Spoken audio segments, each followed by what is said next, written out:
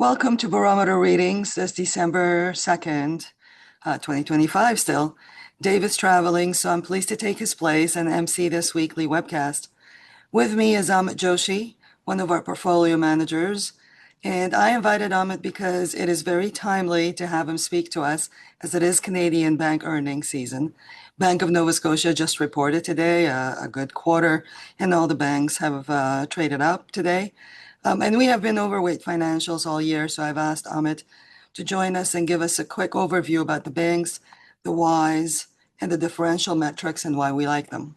So on behalf of both of us, thank you for joining us today. My name is Diana Avigdor, and I manage Barometer's multi-asset trading desk. My focus is short-term. That means I watch the temperature of the market day in and day out. And my purpose is to, of course, find good prices to enter and exit our positions, but importantly, to give our guys market intelligence and make sure they don't miss important headlines and market developments as they have their head down in some research report or are traveling for a conference. To update them regarding what seems to matter to most players in real time in the market. So I thought I would do the same for you. I'm following what I do on a daily basis and bring you into what I have seen over the last couple of weeks that I think were relevant to the market. I have compiled interesting charts as I have seen over this period, and I will share with you a hodgepodge of information that I think matters to the market over the recent couple of weeks. As I usually do when I sit in for Dave, these are charts that come through my desk that I found most relevant and interesting. And I share with you what we are seeing and what I feel matters or mattered over the past little while. So over the last couple of weeks, and David has been talking about this a while, markets have been pretty volatile. We sold off, breadth has been weak and weakening over the last couple of months. And then last week's performance seemingly repaired itself. Well, not fully repaired. Breadth is still not where we want it to be. And therefore, we are still holding higher than usual cash, which we have perhaps for maybe a month now. Now, we have less than 20 more trading days before the year is over. I know a lot of people in the media will talk about whether we will or will not have a Christmas rally, but that's like talking about whether we'll have a black or white Christmas. We just don't know. But usually it's a white Christmas. So context matters. We have snow outside right now. So it follows likely that we have a white Christmas, but we'll see. Same in the market. Things are okay. Trends have repaired. So it's likely we're okay into year end. But markets don't know it's December 31st, and that's very important. But what happens over the course of this month is that a lot of people are out and liquidity dries out, especially towards the last half of the month, which is in 2 weeks. And liquidity-driven volatility would not be out of the question. So that's the setup. If you're a short-term trader, you might look to trade this volatility within the trend. But if you're a long-term holder, you might want to take your eye off. From our perspective, of course, we don't take our eye off. What we do is make sure that volatility doesn't eat into returns, and for now, staying with some elevated cash. So let's look at some pictures around different subjects that came across my desk the last couple of weeks that I thought were interesting or telling. I want to start with the S&P over the last 2 weeks. This is the chart of the S&P over the last 2 weeks. And if you took your eye off the market, you would say nothing happened. But we had a decent sell-off and then quite a volatile comeback. So that's a lot of volatility, and we're going to go through the whys. This next chart is showing you an uptick in correlations. Correlations, what they mean is when all stocks move together. When it's down here, it means it's idiosyncratic, which tends to happen during earnings season, which we just came out of. And now it's kind of moved up as markets sold off a couple of weeks ago and then came back last week. All stocks kind of like a herd move down together and up together. Employment angst over November and no macro data due to government closures in the US to either confirm or deny that angst. And with rate expectations moving up and down in a very volatile fashion, These were the reasons for the volatility. Earnings had nothing to do with it. And yes, NVIDIA reported stellar earnings and got taken down with the market angst and negative flows on the day after. And a general deleveraging and P&L protection, that is performance protection into year end. So no one wants to give up a good year. From our perspective, we're sitting with around 20% cash, depending on what product you are in and what your risk tolerances are. Some cases higher, some cases lower, but definitely can't say that any one product is fully invested at this point. So what else bugged the market? This is a chart of Japanese interest rates. Moved up substantially over the last few years. This is a chart since 2021 to today. Now, it's true that all interest rates have moved up substantially over the last few years, but there has been a very popular trade in the market called the carry trade. And what that trade is to borrow yen at zero rates and buy dollars and dollar assets that pay higher rates. So with Japanese rates poised to continue to rise at a time that the rest of the world is moving lower after a historically quick rate hike regimen, means that this trade is now definitely less attractive. And at the minimum, sucks dollars out of the US dollar and US dollar denominated assets as investment funds repatriate back home. So perhaps this will play into the world markets finally catching up to the US in performance. For so long, US was the only game in town. And over the last couple of weeks, there's been some angst in that part of the world and in that asset class. Another thing that coincided with the market starting to stagnate and Brett starting to deteriorate was the fixed income market giving off some warning signs. This is a chart of subprime loan delinquencies. You'll see it kind of moving up here, up and to the right. And they have shifted up. So whether it's auto loans or student loans, they inched higher. And this comes at a time when these hyperscalers, those Mag 7s, started to announce circular deals and raising debt. And we talked about this in past webcasts, and I'm sure you hear it all over the business news. The market stopped and took a bit of profit in order not to lose the wonderful year everybody had. So might I add, wonderful year globally, really. And then there is the office, the poor office. This is a chart of office commercial-backed securities.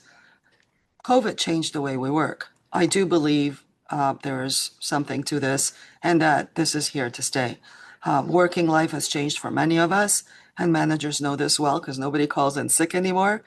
But work from home or hybrid has changed the nature of work and the location of work, and offices feel it. But as I said earlier in my introduction, the weakness in the market was definitely not earnings. This is a table delineating this last quarter's earnings growth by sector. So earnings growth in aggregate, it's right here, has been posted at 14.7%.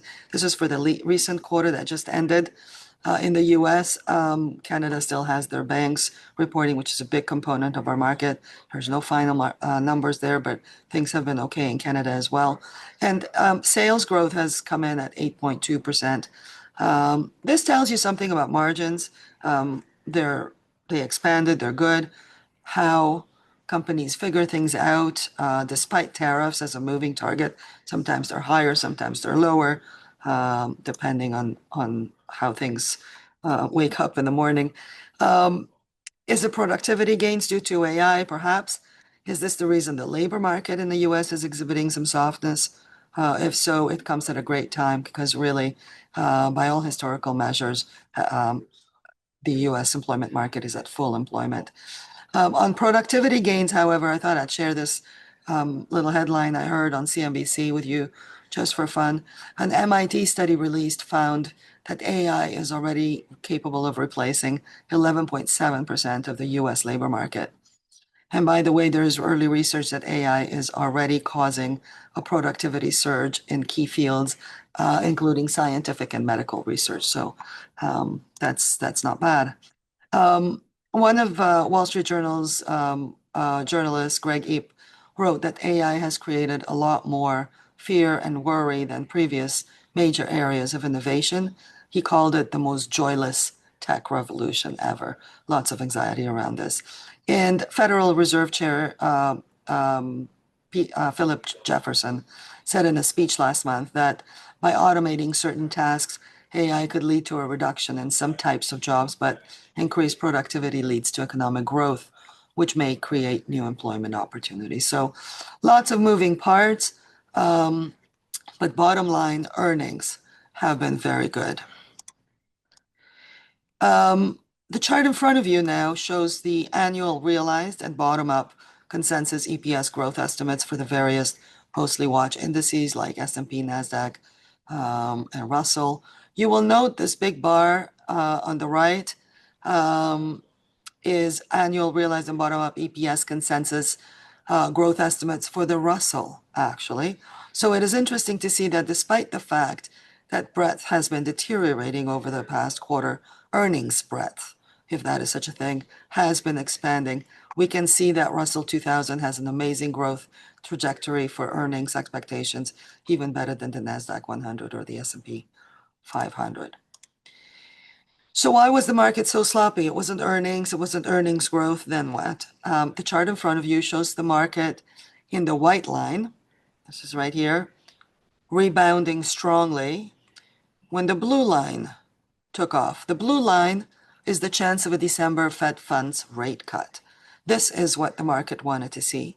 The market wanted to see the probability of a rate cut firmly on the table. I will show you why soon. A lot of people talk about valuations. Is an NVIDIA the most expensive company ever? No, it isn't. This chart is the valuation of NVIDIA after the earnings. If the company meets their guidance, its forward PE falls to 28 times.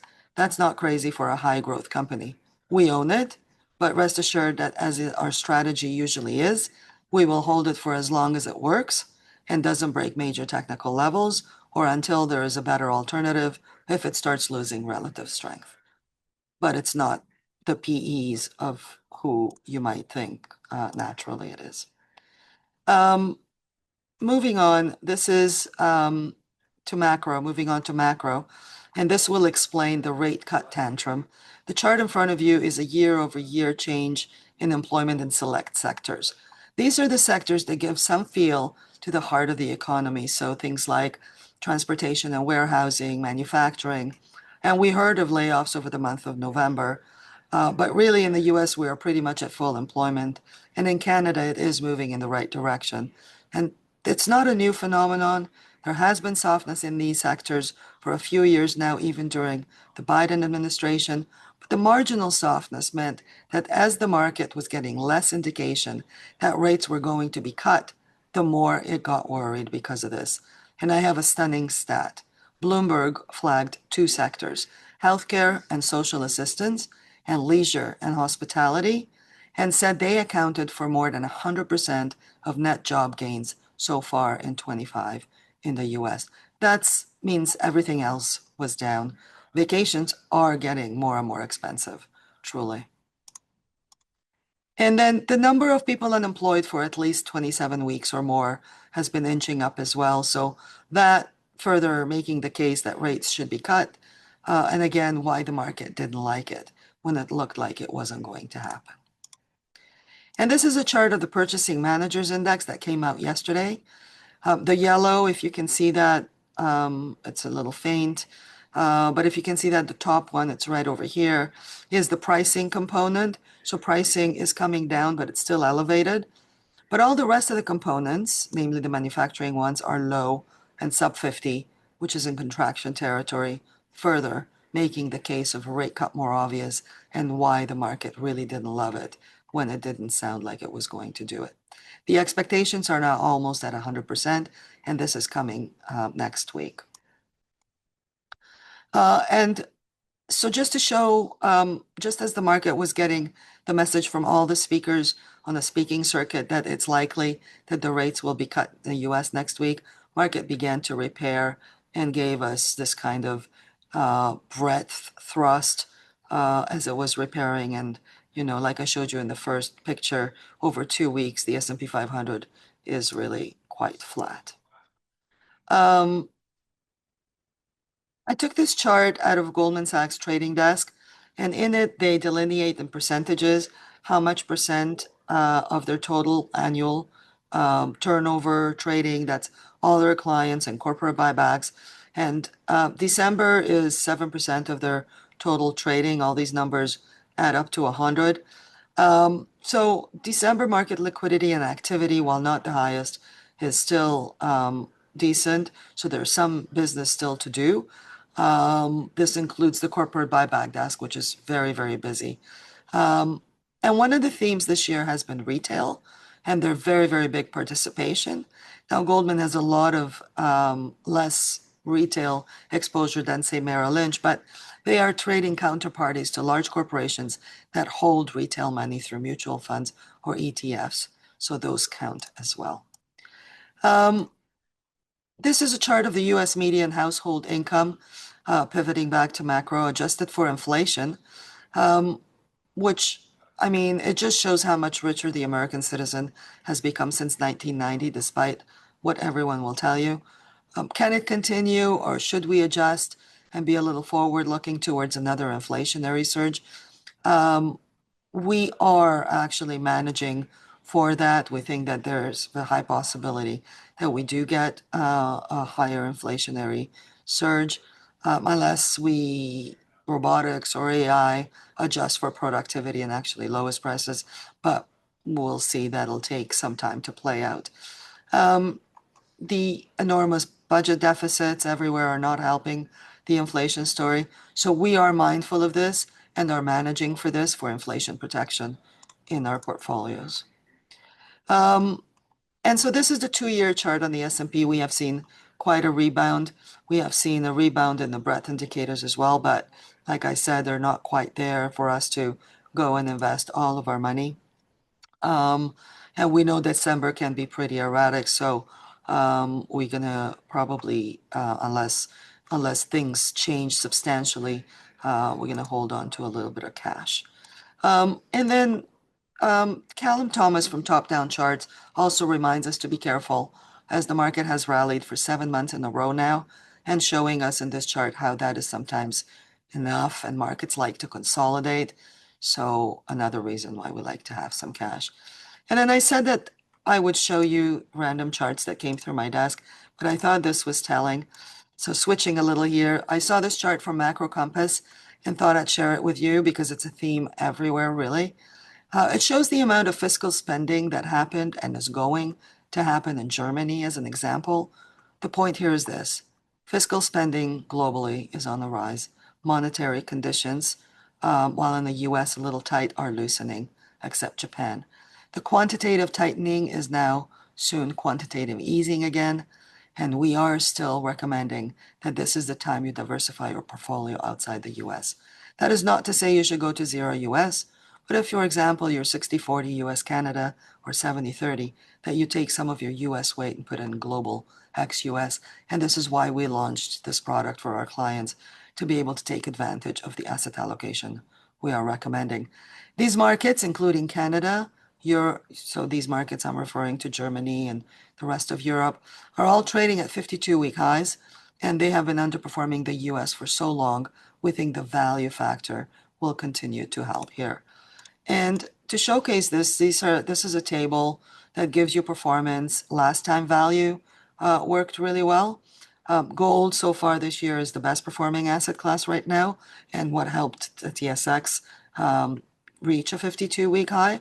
But look at copper in the last cycle was up 94%, silver 98%, Canada 45%, Mexico 103%.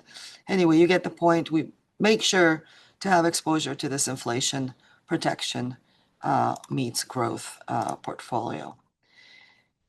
And then my final point in describing what mattered to markets last week is, let's move on to the strength of the consumer, which was in play last week because we had Black Friday and yesterday was Cyber Monday. And in all the ads I see, it's actually been extended to Cyber Week. And where is the economic pain if shoppers are spending so much? Adobe Analytics is showing a record spending of $11.8 billion, which is up 9% over last year. Some of that, admittedly, is higher prices, and some of it is actual organic growth. online spending has doubled. Um, and, back in 2015, only about 17% of online shopping happened on our phones. And today it's 57% of our shopping happens over our phones or tablets. So, and some shoppers turn to AI to help them. AI aided shopping up 800% from a year past, in case you're wondering what the use cases on AI are. Um, so I had some good news and bad news. The good news were that spending, earnings, liquidity, monetary, and fiscal impulses are all market supportive. The stuff this market is sensitive to is the macro data and rates, which is softening a bit, but not bad. Canada's employment going the right way. Canadian GDP was okay last Friday. So we are a little defensive here, managing for another inflation thrust. We like dividend protection and dividend growth and have a value tilt. At the same time, we have some of the US growth in the likes of NVDA, but a decent amount of cash. Here's a look at our portfolios that we like to share every webcast to show changes month over month and relative to indices. We are at around 20% cash, depending on the mandate. It is our second largest quote unquote sector exposure. For the rest, and as a result, you will see our current sector exposures lower relative to last month in almost all cases except healthcare, which is pretty low anyway. Our biggest weight is still financials at 17% and materials. Both are pretty much in an overweight situation. And this is a perfect time to segue to Amit Joshi, portfolio manager, to discuss this and in particular focus on the Canadian financials as they are now in play because they're reporting. Amit, thank you for joining me. I know you have some great charts to share and I will be happy to roll them. So over to you. Thanks so much, Diana. And yeah, very timely. If we could just go to the first chart there. Like you said, Scotiabank kicked off Canadian earnings this morning. We have a busy slew of Canadian bank earnings to follow with Royal Bank and National Bank tomorrow, followed by TD, Bank of Montreal, and CIBC on Thursday. So fast and furious on the Canadian bank earnings front. But I thought this would be a great time just with the earnings front and center to just go over our thesis in regards to the Canadian banks, why we like them, and what makes Canadian banks a bit unique compared to their North American and international counterparts. Our friends at Raymond James recently launched coverage on the Canadian banks. They had a couple of charts in their launch piece that I thought were really, really interesting. This is one of them that just kind of highlights some of the nuances that the Canadian banks have and some of the advantages that the Canadian banks have compared to their international peers that result in better scale and ultimately higher return on equity for the Canadian banks. There's a lack of competition compared to U.S. banks that Canada has, so a higher domestic share themselves. Just even the regulatory framework and environment in Canada is a lot more simple than it is in the U.S. And when you look at the earnings streams from the Canadian banks, they really do provide a holistic approach to managing financial services for their customers and their clients, and due to that, have a much more diversified revenue and earnings base than their peers. So if we can just skip to the next chart there, Diana, that'd be great. I think this chart is pretty telling when you take a look at this. This is also from Raymond James. But when you look at the banks per million people between Canada and the US, it's pretty shocking to see that in the US, there's 13.2 banks for every million people. That's the big four banks, money centers, as well as the regional banks. But when you look at Canada, that number is less than two. So the competitive landscape is far less stringent in Canada than it is in the US. And when you look at market share percentages, it kind of shows. The big six banks represented 95% of market share in Canada, whereas the big four only have about 43%, giving the Canadian banks a scale advantage and also ultimately higher return on equity, as we've kind of talked about. If we could just go to the next chart, Diana, I think this is really, really interesting when we compare the bank's earnings diversification from 1990 to where it is currently. You'll see the bars on the left. Back in the 90s, about just under 70% of earnings came from interest income, and the rest were from more diversified business lines. That's changed dramatically over the years due to M&A, due to the banks getting involved in different business lines, wealth management growing as a part of what the banks offer. And it's almost at a 50-50 clip now, which you don't really see with many other international banks in terms of the exposure to interest income as well as fee-related income, which is a lot stickier and helps with variability when it comes to earnings themselves. If we just go to the next chart, Diana, I think this is really interesting. When you take a look and you compare the return on equity, and ultimately as shareholders, this is what we're looking for. This is what we want, our holdings to deliver for us and ultimately results in shareholder value. If you look at this chart, you'll see that the Canadian banks are generally leaders when it comes to return on equity. And a lot of that comes from their focus on the Canadian market, which is great. But even other fee-related businesses like wealth management or capital markets, the Canadian banks do punch above their weight, and it's been very formidable to see. Just going to the next slide, we'll touch on a bit of our expectations for the Canadian banks for this quarter, and also on Scotiabank's earnings themselves. For us, the main things that we want to keep an eye on and target on every quarterly earning for the banks, obviously EPS, the earnings that they're putting up are important. Their capital ratios, how well they're capitalized is something that we always pay a lot of attention to. Their operating leverage, so how much they're growing revenues over what they're growing their expenses is very important.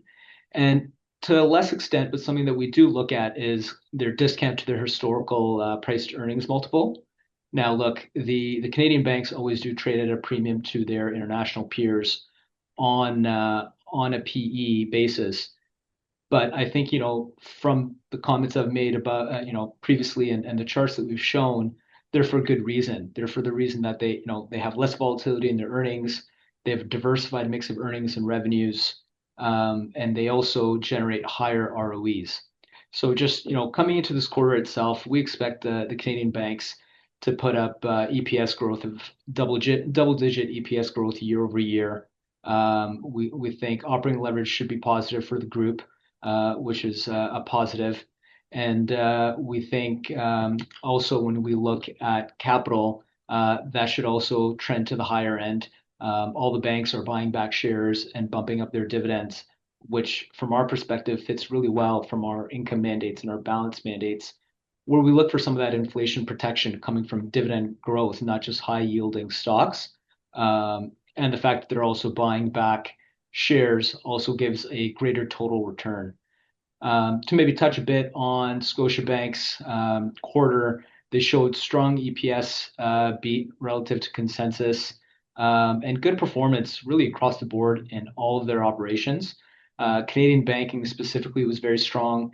International banking came in slightly weaker than expected, but was still in line. And the bank's been really turning that piece around. The international business over the last few years had been a sore spot for Scotia, and has resulted in a discount valuation from historically being a bank that was given a premium valuation. Looking at the credit side of things, the provision for credit losses, so the allowances that the bank is putting aside for potentially bad loans, was slightly higher than what consensus estimates thought, but still fairly benign for the environment that we're seeing. And capital markets, their trading businesses were really strong, and they did generate positive all bank operating leverage. So overall, a really good quarter here from Scotia, and some positive read-throughs from our bank positions. Through our portfolios, we own a mix of Royal Bank, National Bank, and CIBC. So looking at Scotiabank's strong performance on the Canadian banking side, that's obviously a great read-through for all the big six Canadian banks, given that more than 50% of each of the banks' revenues and earnings come from Canadian banking. But specifically, it's a big benefit for CIBC, who indexes a bit higher to Canadian banking than their big six peers. Good read-through for Royal Bank and for National Bank as well. And strong capital markets results from Scotia bode well for both Royal and National, who generally have really strong capital market franchises that really punch above their weight. So overall, we feel very constructive on the Canadian banks. Just fundamentals aside, the technicals for the Canadian banks have continued to look very strong.